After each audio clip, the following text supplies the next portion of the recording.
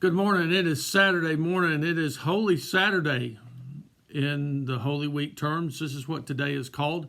It is called Holy Saturday because it's the day in between Christ being buried in the tomb and then Christ coming out of the tomb. And it's holy because it is a time of reflection and waiting on what was coming to happen on Sunday. It may not have been that way for the disciples. They were discouraged and depressed and distressed because of the Romans possibly coming to get them and maybe do something to them. So they were hiding. And so it may not have been a holy day for them. But after they found out what had happened, I guess it became a holy day. So what I would encourage you to do today, we're not going to be very long here. What I would encourage you to do today is just think on what's coming. Evaluate your life, examine yourself before the Lord, and be thankful for what He had done leading up to the resurrection, and then excitingly look forward till tomorrow when we celebrate the resurrection. There is one issue that I want to address, though. It's in 1 Peter chapter 3, and we're going to read that really quick, and I'm just going to say a few things and be very brief, and then I'll tell you some things for the church for tomorrow, and then we'll cut this off. 1 Peter 3, verse 18. Peter wrote this, and it's one of those things that we don't really know the answer to. Lots of speculation around it. What does it mean? This is the speculation as what happened to Jesus in between Him being buried and Him rising from the dead. Peter wrote, he said, "For Christ also suffered once for sins, the righteous for the unrighteous, that He might bring us to God, being put to death in the flesh, but made alive in the spirit." So verse 18 is good. This is what we know what happened in 1 Peter chapter 3, verse 18. We know that He suffered for our sins and that He was our righteousness for the unrighteousness of us, so that we might have a relationship with God, being brought to God, and then He put to death everything in the flesh. So we're okay with verse 18, but in verse 19, Peter mentions something else.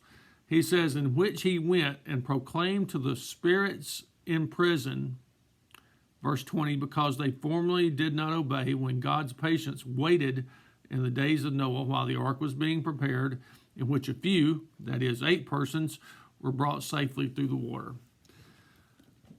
There's some speculation as to what happened with Jesus in between Friday and Sunday. Some traditions say that He descended into hell and spoke to the demons and the spirits down there and all that. Then Peter brings this out, that He went and proclaimed to the spirits in prison, which people think meant that there were some folks in prison before He gave Himself for us, before the crucifixion, and the resurrection coming would set them free, and they would be able to make their decision to follow Christ. Then I don't know what all about that. I'm not smart enough for that. I even looked at the Greek on it, and it's just not very clear to me, and I can't figure it out, so I'm not going to speculate what all that means. The answer to me is I don't know, and we don't know. We don't have a clear path as to what happened to Jesus in between Friday and Sunday. So I'll stick with the tradition of reflecting and waiting on Sunday, which is what I encourage you to do today. We'll get the answers to all that one day on the other side of eternity, I guess, but it must not be as important as some think it is. As to what Jesus did. We know what He did Friday. We know what He did Sunday. What He did in between is probably His business, and we probably don't want to know all the answers to that right now. So that's just where I'm going to stand on that. I'm going to sit on that right there. So that's good. Now, for tomorrow, we have been already told that the weather is supposed to be bad in the morning, and it gets worse as the day goes on. They're predicting heavy storms, very possible tornadic activity all afternoon tomorrow starting at 12 o'clock. So here's the thing. We know that we have prayed before in situations like this, and God has protected us. That's what I would encourage you to do. Pray that God protects us, and that as we go through tomorrow, that everybody will stay safe and be secure. In times past, we've experienced tornadoes in our area. In times past, God sometimes separated us and let them go around us. I don't know what's going to happen tomorrow, and neither do you, so just pray. And here's what we're going to do tomorrow. The best we can, we're going to provide the Easter service by video at 10:45 from the sanctuary. If something happens and the power goes out and we can't record, then we will get in our safe place if that happens, and then we will try to record it later so that you will have it. But there's no promises on this because we don't know what's going to happen. So best we can, we will provide the worship service for you in the sermon, and I hope you'll listen to that. If something happens and the power goes out or whatever happens during it, we will get safe. I promise you that. We will not sit up there and try to sacrifice ourselves to have a sermon done and a service done just so you can have it if we're in danger. So that's the plan, and we will do the best we can.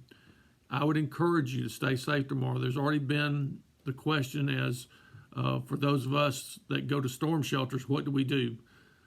The mayor, Shelton Shannon, yesterday contacted me, and he told me to tell y'all that the storm shelters would be open and to bring a mask. So that would be my recommendation. If you're one that goes to storm shelters or you have one and people come to your storm shelter, what about social distancing and all that? I would just encourage you that you got to save your life first. You got to protect your life first. So if you're going to use a storm shelter tomorrow, bring a mask with you, cover your mouth, cover your nose so that you don't breathe on anybody, nobody breathes on you, and you protect yourself the best you can.